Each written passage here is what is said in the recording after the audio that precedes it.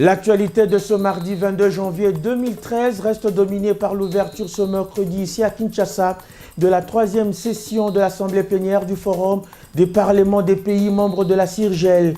La réunion du comité exécutif du secrétariat général se tient ce mardi au Palais du Peuple. Pendant ce temps, à Washington, le Rwanda recrute ses agents pour son projet de balkanisation de la République démocratique du Congo. Le journal Le Potentiel, qui donne l'information, invite la population à la vigilance. Les ennemis de la patrie n'ont pas encore dit leur dernier mot. Enfin, un nouvel ouvrage dans les rayons de nos bibliothèques. Diplomatie congolaise régionale, nouveaux fondements, défis et enjeux, porte la signature du professeur Philippe Bioya. Il a été porté sous le fond baptismaux ce mardi au centre Wallonie-Bruxelles par le président du Sénat, Léon Kengo-Adondo. Mesdames, Messieurs, merci de nous faire confiance et bienvenue à la télévision du groupe Mediaset. Les parlementaires de la région des Grands Lacs se réunissent en Assemblée générale à partir de ce mercredi ici à Kinshasa.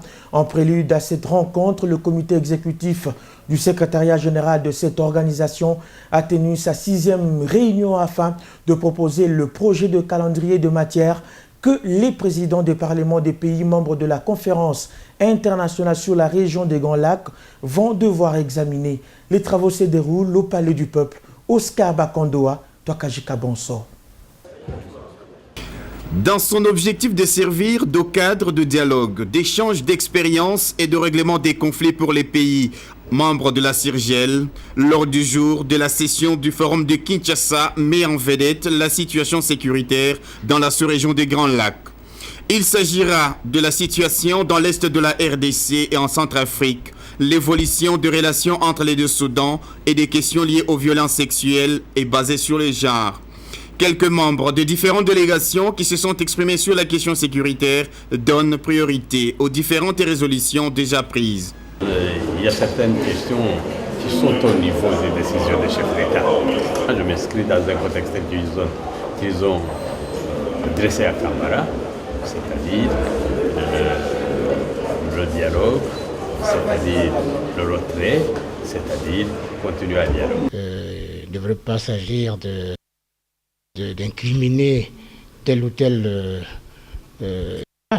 Il devrait s'agir plutôt de voir ensemble comment on peut aborder les problèmes de manière consensuelle. Le Forum des parlements des pays membres de la CIRGEL regroupe 12 pays, à savoir l'Angola, le Burundi, le Congo, la Centrafrique, la RDC, le Soudan, la Tanzanie, la Zambie, le Kenya, l'Ouganda, le Rwanda et le Sud-Soudan. Le Forum des parlements de la conférence internationale de la région de Grands Lacs a été mis en place lors de la signature de l'accord interparlementaire signé le 4 décembre 2008 à Kigali par les présidents des parlements de pays membres de la CIRGEL.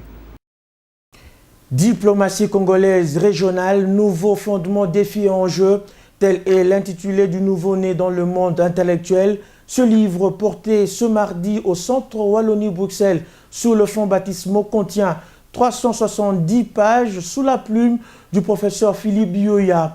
L'ouvrage, publié à l'édition L'Harmattan en 2011, présente et ressuscite la figure de l'homme intellectuel. C'est Léon Kengo-Adondo, président du Sénat, qui a été le parrain de cet événement. Marie-Jeanne Bibomba et Cédric Idimbu. Reportage. Cet ouvrage reparti en 5 chapitres retrace la politique étrangère. L'auteur a peint la raison de la faillite et la faillite de la raison en RDC. Philippe Bioya, son auteur, affirme être destiné à tous ceux qui veulent reconstruire la RDC car elle est un potentiel de puissance. Le professeur Philippe Bioya exhorte la jeunesse congolaise à comprendre que la clé du succès du Congo démocratique réside dans la diplomatie active. Que le Congo il vit depuis qu'il a été créé en 1985 et malheureusement ceux qui le gèrent ne le prennent pas en fait dans sa longueur. Généralement, les gestionnaires de ces pays prennent le Congo en fait là où ils le trouvent. C'est-à-dire généralement ils le trouvent dans des difficultés, dans des crises. Ils n'ont jamais en fait tout pris dans la raison pour laquelle il a été créé. Puis s'en est suivi les moments les plus attendus, le baptême proprement dit par Léon Kengo-Adondo. Pour le président du Sénat, ces livres arrivent à un moment où la RDC souffre d'un manque criant de la diplomatie. Il a souhaité longue vie et bon succès à l'ouvrage. Le livre est arrivé à un moment le plus important. Nous ne serons plus considérés comme le ventre mou de l'Afrique. Et je souhaite à ce livre, en le baptisant Longue vie. La diplomatie congolaise régionale, nouveau fondement, défis et enjeux, recommande à la RDC d'être une nation en service et non un Christ de nation. Les Congolais doivent prendre leur destin en main pour faire sortir le pays de la crise en utilisant la diplomatie comme arsenal de la réussite. Une autre accusation contre le Rwanda, le président rwandais aurait activé, selon le quotidien Le Potentiel, un lobby à partir des États-Unis d'Amérique pour, entre autres, bloquer les décisions contre son régime en rapport avec son implication avérée dans la situation d'insécurité qui sévit dans la partie orientale de la République démocratique du Congo. Ce quotidien confirme que l'homme de Kigali procède également au recrutement dans le nouveau Congrès américain, qualifié de négrière du temps moderne, parmi lesquels les Africains eux-mêmes qui s'allient à la cause de Paul Kagame. Commentaire. Le sujet sur la balkanisation de la République démocratique du Congo continue jusqu'à ce jour à alimenter les conversations dans l'actualité. Le Rwanda, désigné membre du Conseil de sécurité de l'ONU pour 2 ans, continue à garder un pied sur le sol congolais. Cela depuis 1994. Dans l'opinion congolaise, l'on a fini par comprendre la cachotterie derrière la traque des FDLR qui serait à la base même de ce projet macabre, celui de faire main basse sur les richesses naturelles de la RD Congo. La première trouvaille fut la programmation des conflits armés après avoir dressé les groupes ethniques congolais les uns contre les autres. Durant les 2 décennies de traque des FDLR, le régime de Kigali est devenu exportateur des produits miniers dont il n'est pas producteur. D'ailleurs, le dernier rapport des experts de l'ONU a une fois de plus mis à nu Paul Kagame, président de la République du Rwanda, et ses complices. L'homme recrute dans des universités, des centres de recherche, des milieux des artistes et écrivains pour mettre en cause les conclusions des rapports de l'ONU et s'attaquer aux enquêteurs. Comme si cela ne suffit pas, le même Paul Kagame a choisi une plaque tournante de la politique internationale dont Washington. Cela dans le but de sauver sa peau et de préserver son projet de partition de la RDC. Quid? Le départ du clan Clinton des institutions américaines a mis cet homme dans tous ses états. Il a compris que l'administration Obama, renouvelée à l'issue de la dernière élection présidentielle, ne pourrait plus gober automatiquement ses fantasmes. Cela de plus, pour lui, d'activer son lobby pour faire le travail de recrutement au sein du nouveau Congrès américain. L'erreur du président rwandais et de ses commanditaires, c'est de vouloir rééditer la traite négrière sous sa forme actualisée. En clair, ceux qui vont soutenir les contre-vérités de cet assassin des peuples congolais et rwandais risqueraient de passer bien pour des négriers de temps modernes. La délégation du gouvernement français en séjour à Kinshasa était ce mardi au cabinet du vice-premier ministre et ministre du budget. Les entretiens ont tourné autour des appuis que la France envisage d'apporter au secteur prioritaire de la vie en République démocratique du Congo. Il s'agit entre autres de l'éducation et de la formation professionnelle. L'ambassadeur de France en RDC se veut rassurant quant au bien fondé de la coopération signée entre la République démocratique du Congo et son pays. Mariam Boya Chilumba et Dieu merci Souekama Vongo.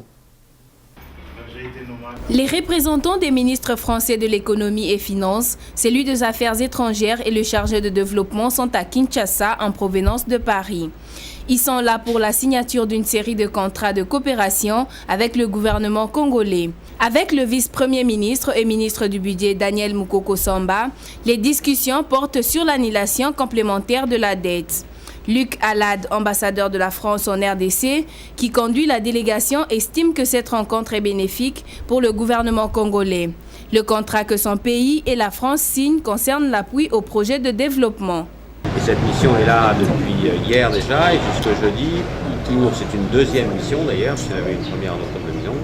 Et cette mission, elle est là pour mettre au point le contrat de désendettement-développement que la France souhaite signer rapidement avec les autorités congolaises et qui consiste en fait à apporter une annulation complémentaire de dette par rapport à ce qui a déjà été annulé au moment du point d'achèvement à hauteur d'un montant global de 170 millions d'euros sur une durée qui est à définir avec les autorités congolaises et pour financer des programmes et des projets de développement sur lesquels nous devons aussi nous mettre d'accord avec les autorités congolaises. Par ailleurs, d'autres secteurs prioritaires financés par la France, à l'instar de l'éducation, la formation professionnelle, la réforme de finances, l'eau et le projet de développement, seront pris en compte par cet engagement. La 5e session d'évaluation des activités de la DGDIA, Direction générale des douanes et accises, s'est ouverte ce mardi à Kinshasa. Les directeurs provinciaux et les cadres de cette régie financière devraient, après évaluation, adopter les stratégies à mettre en œuvre pour doubler les recettes en 2013. Le directeur général de douane et accises a invité les participants à formuler des recommandations susceptibles d'aider la DGDA à atteindre les assignations budgétaires fixées par le gouvernement. Les travaux ont lieu à l'hôtel Roméo Golf en présence de Nadine Laing Bosso et de Pati Aluma Pangande. Pendant 3 jours, les directeurs provinciaux des douanes et accises, venus de toutes les provinces de la RDC, cogitent sur des stratégies à adopter pour l'élargissement de l'assiette fiscale afin de permettre à cette régie financière de contribuer au trésor public. Les DG de douanes et accises reconnaissent les performances réalisées l'année dernière par la DGDA. Il ne manque pas d'encourager ses agents à mobiliser davantage de recettes jusqu'à les doubler durant l'année en cours. L'objectif ultime était celui d'atteindre les assignations budgétaires fixées par le gouvernement. Le budget des recettes des douanes, voté par le Parlement et promulgué par le Président de la République pour l'exercice 2012, était de 1500 milliards de francs congolais pour la DGDA.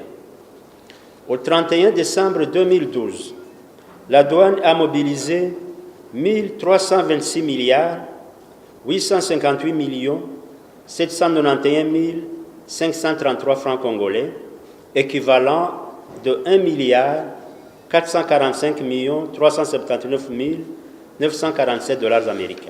Le représentant du ministre délégué aux Finances reconnaît à sa juste valeur les efforts fournis par la DGDA en 2012. En revanche, il exhorte son personnel à mettre fin à la fraude douanière. Mais ce résultat intéressant a été réalisé dans un contexte que nous connaissons tous, un contexte caractérisé par la persistance de la fraude, de la corruption et d'autres antivaleurs tant décriés. Il va de soi que, si nous arrivons à maîtriser ces fléaux qui favorisent l'évasion des recettes, la performance de la DGDA devrait s'accroître encore. Le rendez-vous est pris pour ce jeudi à la clôture. Des recommandations allant dans le sens d'amélioration des conditions de travail et des agents ne manqueront pas d'être formulées à l'intention des responsables de cette régie financière. Projet ProRoute, les travaux redémarrent au mois de février prochain.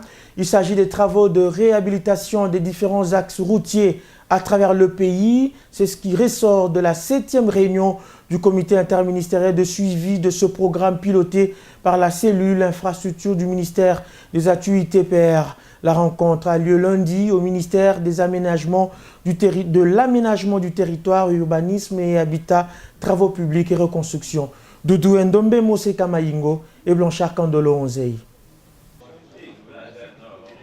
Des performances ont été enregistrées dans la finalisation des gros contrats, constatent les participants, ce qui a permis au pays d'obtenir un décaissement auprès des bailleurs à hauteur de 59 millions de dollars américains pour la réhabilitation des routes en terre battue, mais aussi pour jeter une dizaine de ponts dans les provinces ciblées par les projets. Il s'agit notamment pour les Katanga, l'axe Kasomeno-Kambu. Les travaux vont débuter le 1er février de l'année en cours. Il y a également l'axe Kisangani Kisangani, Banalia, Buta, Aketi, Bondo en province orientale, mais aussi l'axe Zongo-Gemena-Akula à l'équateur qui sera exécuté au deuxième semestre de l'année en cours. Les travaux sont exécutés par les établissements publics du domaine. Conscient de leur portée socio-économique, le ministre des ITPR et président du comité interministériel de suivi du projet ProRoute dit en voie réserver un suivi rapproché. Les travaux doivent être encore mieux élaborés pour permettre un certain niveau de service assuré.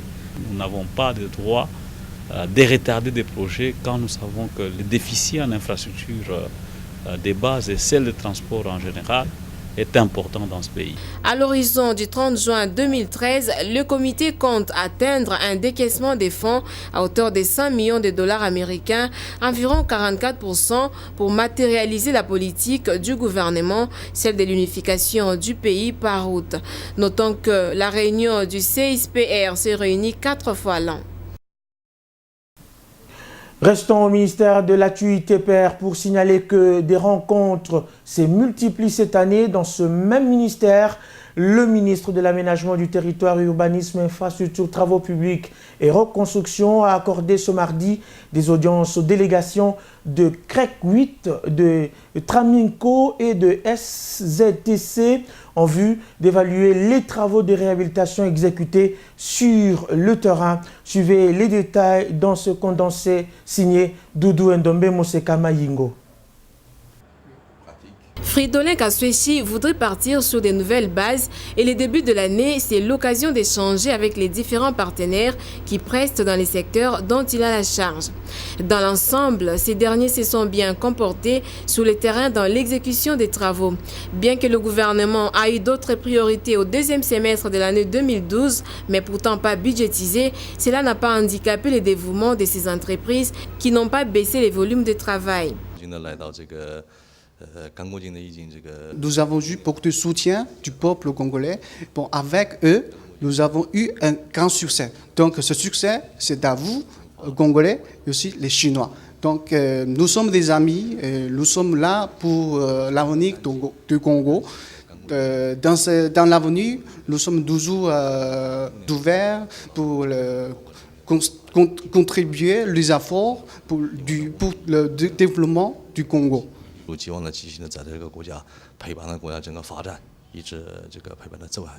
Le gouvernement s'engage cependant à apurer les dettes de ces entreprises au mois d'avril. Fridolin Kaswechi exhorte ses collaborateurs à garder ce cap pour permettre au gouvernement à réussir son pari, celui de la révolution de la modernité. La Direction générale de grands travaux a présenté ce mardi devant la presse ses différentes réalisations pour l'année 2013. Il était également question pour son directeur général de rappeler l'émission de sa structure sur les 3 milliards de dollars américains destinés au secteur des infrastructures. Médard Ilunga assure que seuls 500 milliards ont été décaissés pour les travaux à travers le pays. Reportage. L'Agence congolaise des grands travaux et les entreprises chinoises affectées aux grands chantiers de la reconstruction du pays se sont activées en 2012. Il s'agit des entreprises CREC 7 et Sino Hydro.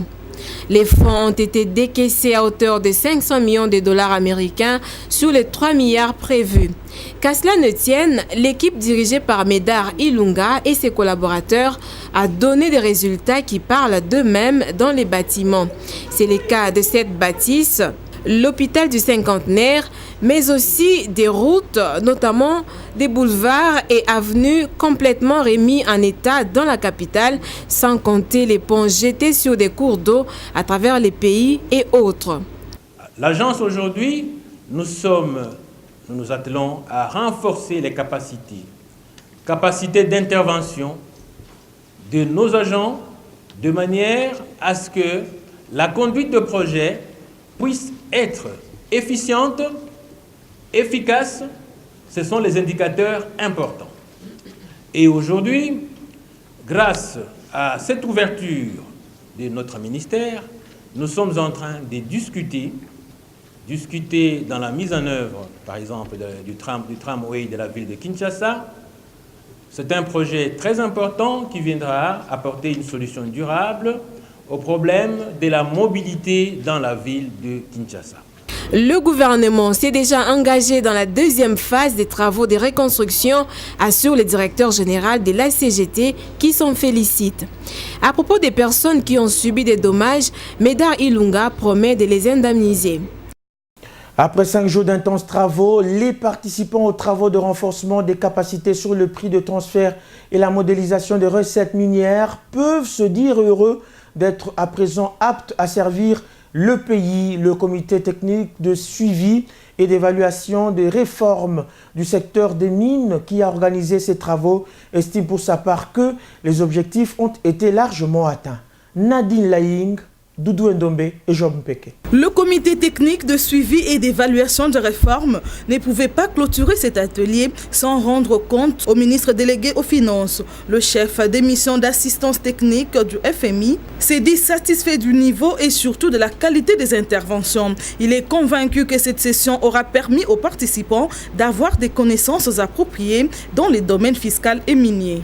Les plus heureux sont les participants qui se disent à présent capables de maîtriser les domaines de transfert et de modélisation de recettes.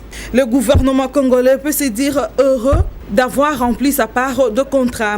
Les experts venus de quelques ministères et des régies financières ont donné le meilleur d'eux-mêmes. Il ne reste plus qu'aux bénéficiaires de faire valoir les connaissances acquises dans la lutte contre les évasions fiscales. Le gouvernement congolais s'investit pour la réussite du recensement général de la population et de l'habitat prévu dans le tout prochain jour. Pour sensibiliser tous les bailleurs des fonds, le ministre du Plan et du suivi de la mise en œuvre de la modernité a réuni lundi les diplomates accrédités à Kinshasa afin d'obtenir leur appui. C'était au cours d'une séance de travail qui a lieu au ministère du Plan à Gombe. Le recensement général de la population en RDC préoccupe au plus haut point les ambassadeurs accrédités en RDC. Ils ont conféré avec le ministre du Plan et du suivi de la mise en œuvre de la modernité. Ils ont voulu avoir une idée sur les préparatifs de cette opération. Pour Lucas Lade, ambassadeur de France en RDC, il encourage l'initiative du gouvernement congolais. Et la seule réaction que je peux avoir à ce stade, c'est évidemment de me féliciter de cette initiative, parce que c'est vrai que ça répond à un besoin identifié de longue date, que le précédent recensement général de la population en RDC remonte à 84, donc ça fait 29 ans. Je crois qu'il est effectivement grand temps que le gouvernement, lui-même pour commencer, et puis ses partenaires.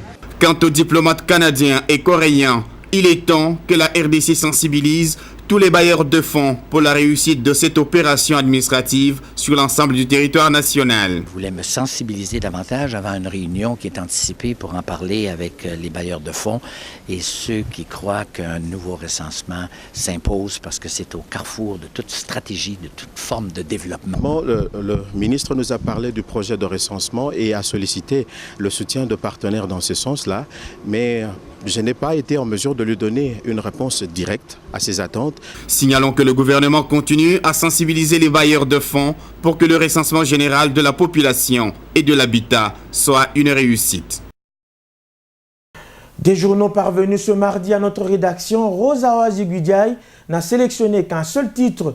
Elle nous livre le contenu, revue de presse.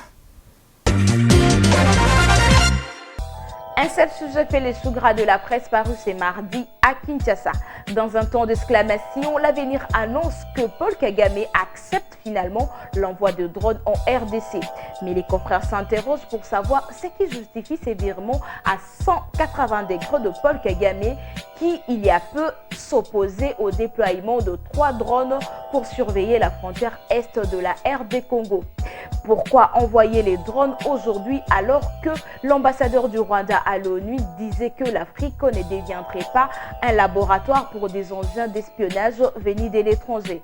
Autant de questions qui demeurent sans réponse, conclut le journal. Pour le potentiel, le Rwanda ne baisse pas ses bras pour son entreprise de la balkanisation de la RDC. Il utilise sa position au niveau du Conseil de sécurité de l'ONU pour activer son lobby au pays de l'oncle Sam. C'est là par 2 raisons, croit savoir le quotidien. Pour le confrère, c'est pour bloquer les décisions contre son régime en rapport avec son implication avérée dans la situation d'insécurité qui sévit en RDC. Le pays de Paul Kagame recrute dans le nouveau Congrès américain ceux qui s'allient à la cause du président rwandais, conclut le journal, ne sont que des négriers des temps modernes, notamment les Africains et les Américains d'origine africaine. Le phare qui croit posséder des informations sur l'agenda caché du Rwanda renseigne que ces pays veulent faire de la RDC un État fédéral. Pour le journal, c'est depuis la table ronde politique de Bruxelles à 1959 que la question du fédéralisme avait fait l'objet des débats. Elle serait même l'une des causes de la mort de Lumumba. Le Rwanda soutient toutes ces rébellions pour rendre effective cette vision, fait remarquer ces graphiques. Pour parer à toute éventualité dans l'Est, le palmarès conseille le haut commandement militaire congolais a demandé à la Belgique de former des nouvelles unités spéciales. Pour le journal, le but visé est de prévenir tout risque de guerre au cas où Kampala s'est soldé par un échec. Car le contrôle de Goma va constituer une question des vies ou des morts pour le gouvernement. La prospérité qui revient sur le pourparler des Kampala indique que Kinshasa refuse que cette rencontre se transforme en un cadre de partage de pouvoir. Voilà qui justifie ces titres. Partage du gâteau, gros risque à Kampala. Terminons cette revue de presse avec l'Observateur qui annonce l'arrivée à Kinshasa de cette délégation pour la 3e session ordinaire de l'Assemblée plénière du Forum de Parlement de la CIRGL. Cette rencontre promet de contribuer au renforcement de la paix et de la sécurité dans la région de Grand Lac. Bonne soirée Rose, ce journal est terminé, mais l'actualité se poursuit, vous le savez, sur notre site internet lepotentielonline.com. Merci et bonsoir aux uns et aux autres.